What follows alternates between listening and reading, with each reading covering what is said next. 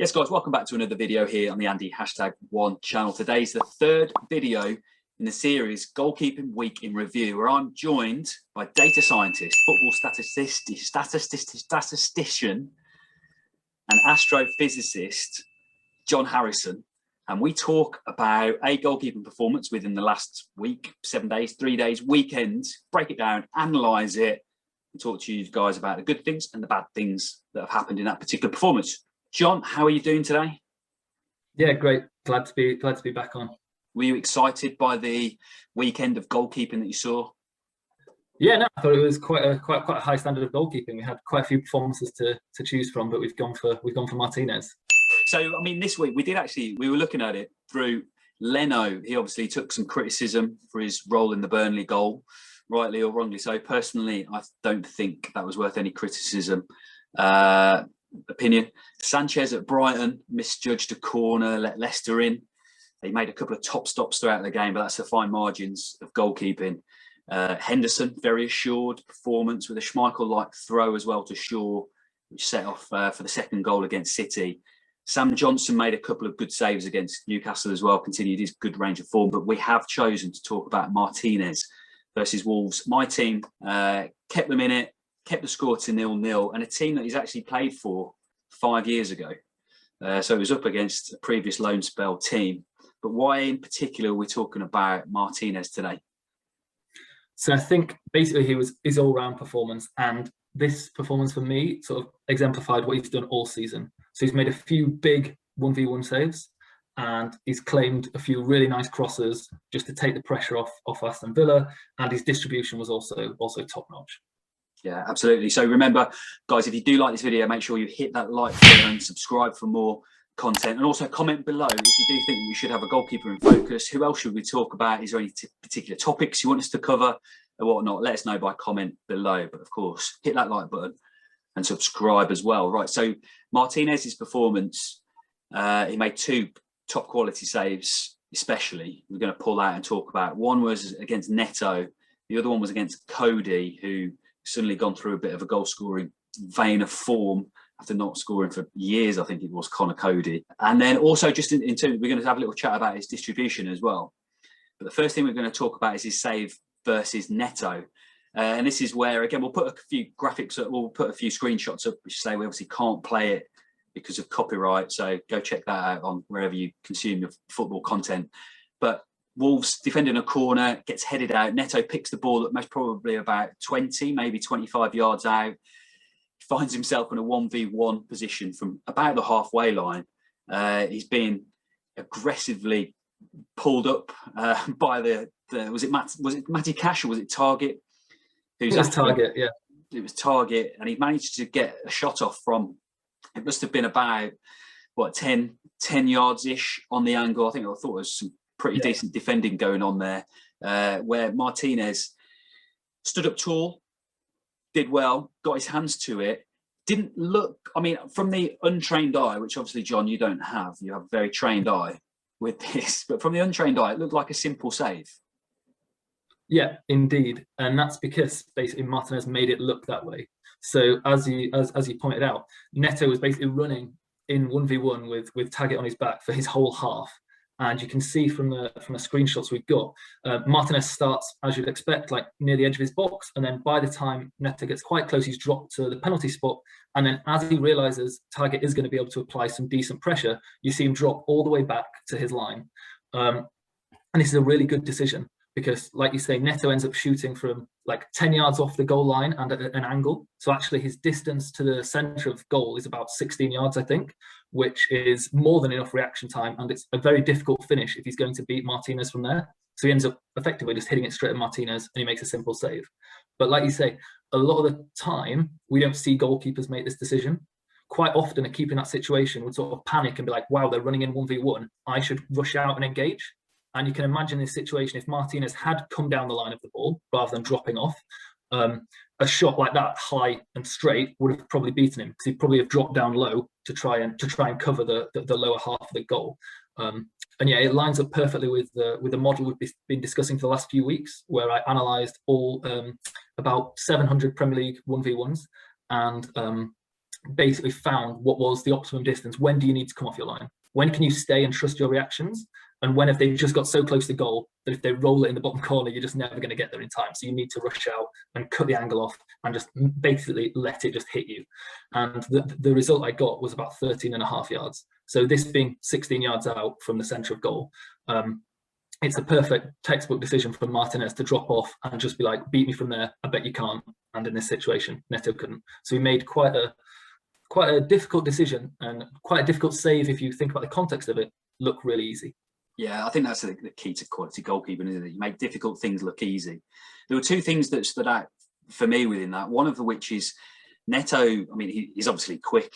He's got pace. I thought I was a little bit surprised he wasn't that much quicker than the defender, actually, in order to get his shot off earlier. So, you know, there was some good tracking. There was just matching stride for stride, which is really important with that defending 1v1 aspect. But there was a point where I think it was about the edge of the box where it actually takes what looks like potentially a heavy touch, where it might have been that kind of thing where you might have got other goalkeepers who then kind of take that as being an opportunity to go and engage.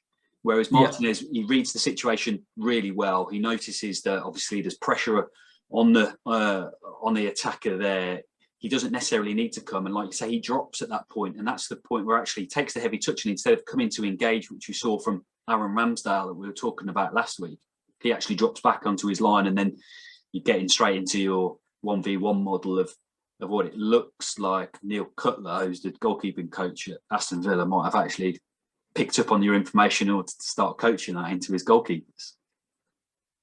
Well, yeah, you do say that, and potentially I've actually seen a change with Martinez actually in recent history. So potentially this was just him getting to know his back line rather than anything else. But during the first part of the season, he let in quite a few long-range 1v1s because he tried to rush out, like you say, and engage the ball. And because they're so far away, he ended up giving them an easier finish because he couldn't get close enough to completely smother it and fill the goal. So I think he got lobbed by Welbeck and lobbed by Antonio early on, just rushing out and gave them a sort of flick over him. But recently, I think his last 4 long-range 1v1s, he's waited every single time, and it's meant he's saved 3 of the 4 of them. So potentially it is something that Martinez has picked up on and has improved on. Villa are now 9th in the Premier League. They obviously just avoided relegation last year. They had some quality goalkeepers playing for them last year. Pepe Reina played, Tom Heaton played there. But how much of a difference overall has Martinez made, do you think, to the Villa team? Yeah, I think he's made a huge difference. I think currently he's sat 3rd or maybe 2nd in terms of save percentage above expected save percentage. I think there's only Edison who's kept a ridiculous amount of clean sheets this year. Edison and Fulham's goalkeeper Areola are above him. So we're talking about when you're on those sort of levels, you're saving maybe like close to 10 goals a season. So while, Heaton and Pepe Reina will have been top keepers, they'll have probably saved a few goals above average for Villa, maybe 1 or 2. The difference between saving 1 or 2 more than an average Premier League keeper and 10, like you say, can make a huge difference to a squad. And as we're going to touch on shortly, I imagine, it isn't just his shot stopping that he's giving Villa, it's the all-round package of the claiming the crosses and of the distribution. Yeah, I mean, as much as I don't like clean sheets being used as a metric to determine goalkeeper's performance, he's 2nd. He's made 14. He's a fancy Premier League goalkeeper, manager. Wants to be in the team. You want Martinez, don't you? He's generally cheap and he scores a lot of points. Looking at the second save, now moving away from the Neto save and going towards the Connor Coady save. He found himself free almost as the ball was headed out. I think Ross Barkley then lost possession and then got knocked into Connor Coady about 7 yards out. I suppose from a Wolves perspective, Connor Coady is possibly one of the least favourite players that you'd actually want to get on the ball in that position. After hitting the post actually with a header not long beforehand as well, but he's 7 yards out. He's been able to turn, and then Martinez has pulled out. I think it's, what did you say? It's his hand and his foot. He spread massively, and he's taken the ball wide. Just talk from your model and from the research that you've done. Just talk us through that.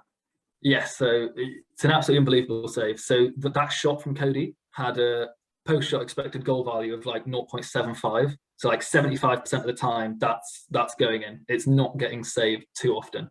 And the only way it is going to get saved is if the goalkeeper does what Martinez does. So that's rushing off his line quickly, those sort of 2 or 3 steps he has to get to. Because I think Coady ends up shooting from about 5 yards. Yeah. So he's got to get 2 or 3 steps off his line and then executing the spread.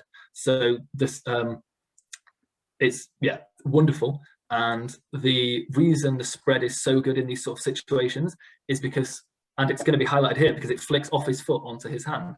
So is because when you spread like that, you can cover both sides and the sort of dink, the middle, because your body's still there, and you've got both arms, so you can cover with your feet both sides low, with your arms both sides reasonably high, and your body sort of is there as a sort of barrier in case they try a little dink or a little curl around you.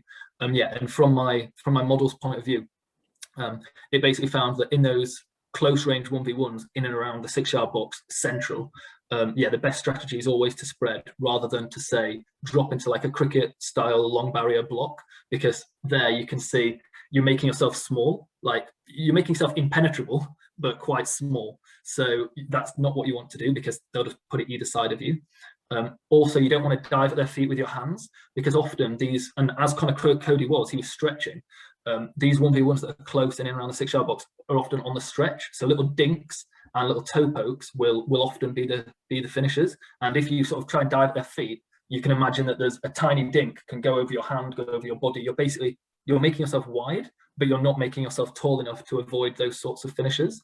And then, yeah, the final option, I guess, is to stay on your line. That's just never going to work. You're never going to be able to react from there. So of all the options a goalkeeper could do, the spread is the best in these situations, and my model finds that, and my research finds that, basically because it covers the easiest possible finishes. The little toe pokes, little side foots, the little just getting something on it. You manage to cover both sides pretty equally. Your feet cover the low, and your chest can sort of get you in line with the ball and cover quite a lot of the sort of dinks and flicked finishes. Yeah, I mean, I've watched it back numerous times now, and we've got the added advantage of being able to do that and slow it down and take screenshots and look at it. But what amazes me is how fast that all happens, from the ball going through and then he's on top of him straight away. I mean, that decision in order to make that first move was done with such lightning speed, and then on top of that, because of how quick as well. I mean, Connor Coady turns pretty sharp for a centre half as well in there.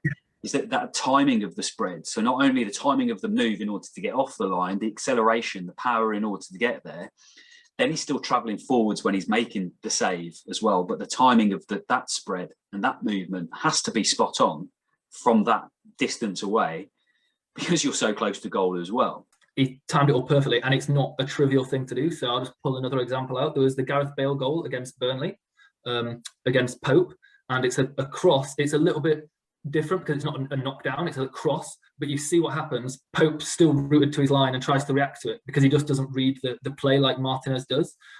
So it's not always the case that when the ball drops in the 6-yard box and a striker is going to try and flick it in, that the keeper can make, like, the keeper's good enough effectively to make that decision, and with the speed of thought and also speed of body to rush off the line and then spread like that. It's not an easy thing to do.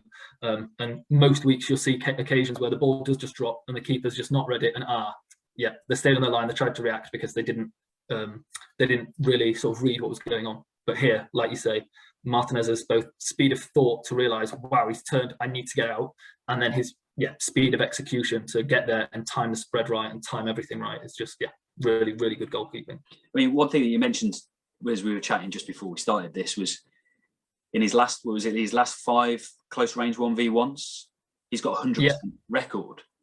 Yeah, indeed. And they were some real good saves as well. So there's the Bernardo Silva one, where again, similar to the Coady one, just drops to him from a corner and he gets out, spreads, saves it. And then there's a Saka one where I think his own defender through balls him by accident with an underhit back pass, and he comes out, spreads well and saves it. And then there's one against Firmino and one against Jamie Vardy.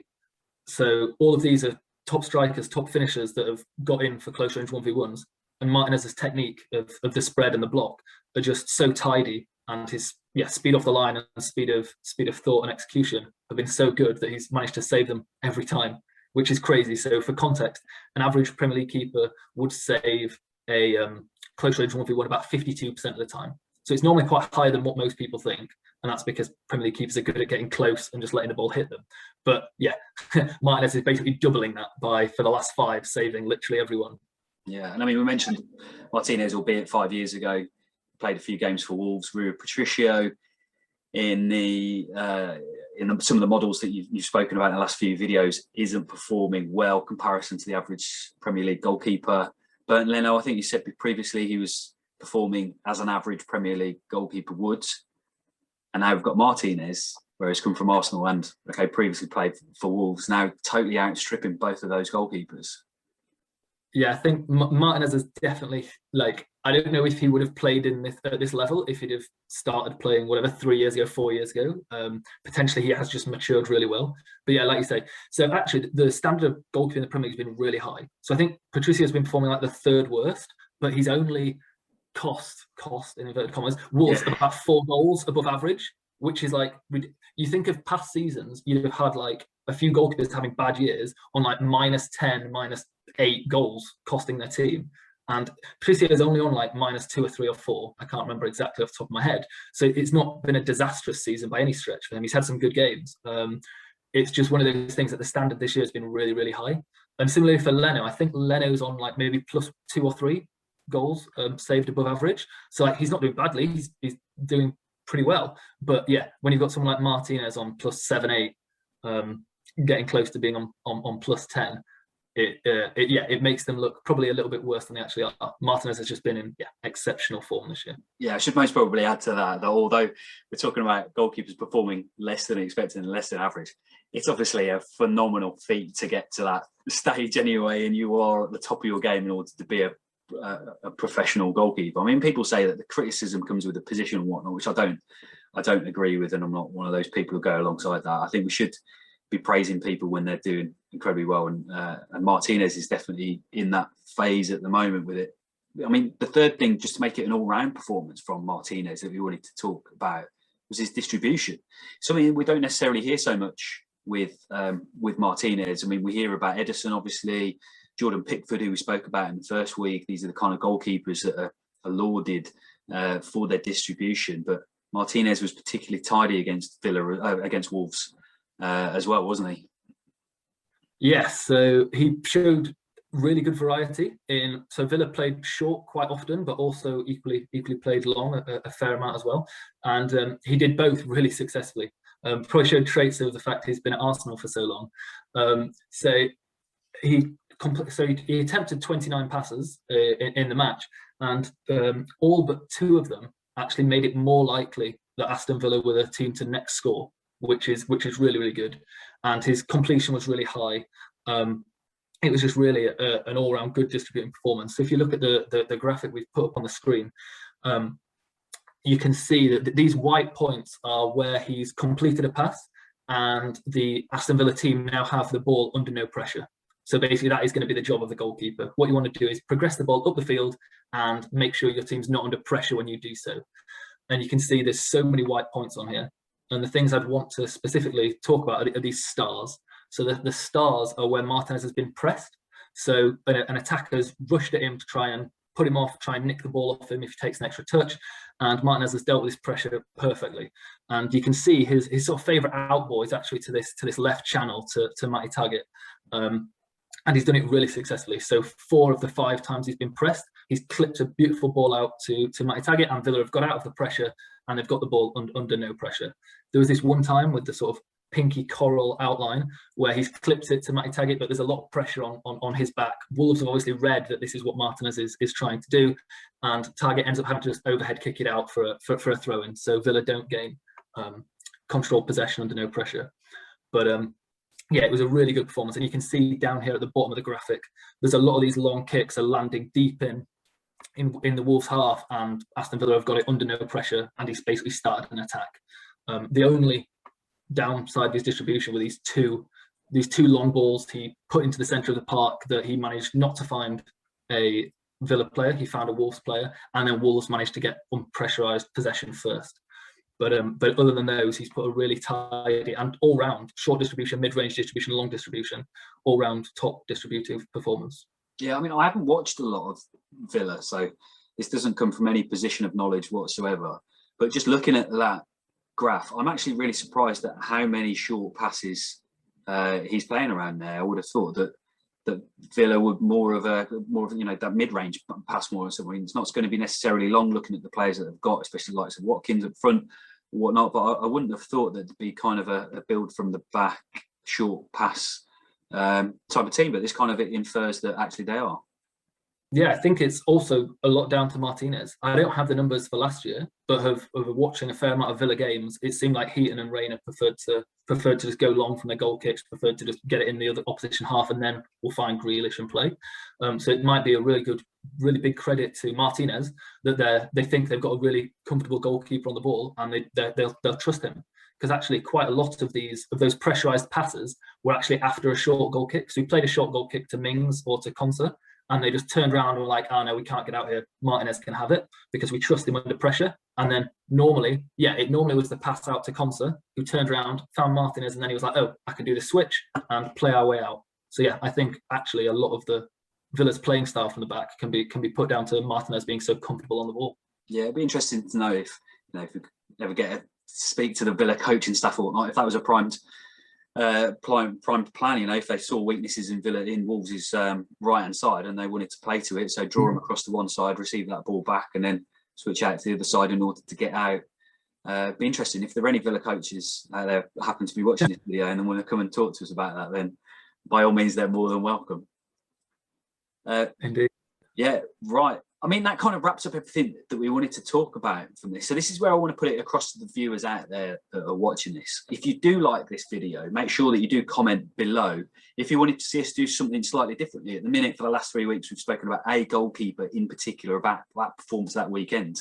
If this is something you wanted to continue, let us know. If this is something you want to see something a little bit different, then also let us know any kind of feedback. And as well, John's on Twitter. We didn't mention that at the start, John, which obviously we should have done, but John and his insights mainly come across on Twitter. So if you're not following John on Twitter yet, make sure that you do, and then you'll be getting this sort of knowledge and information on a regular basis. You're one of the most tweeted person, I think. Well, no, you tweet the most than a lot of other people. In fact, a lot of my catch you during a game day and whatnot, and you're very, very active with all this sort of information that you have to hand about the various different things that are happening. So make sure you go and follow John on Twitter for some more information, and then comment below on this video if you want to see us do something different. John, many thanks again for your time today in this video and this teaching. I'm enjoying the knowledge that I'm gaining from our chats. Yeah, thank you very much, everyone. Thank you at home for watching. Make sure you stay tuned for the next video, which will be coming this time next week, and we'll see you all soon.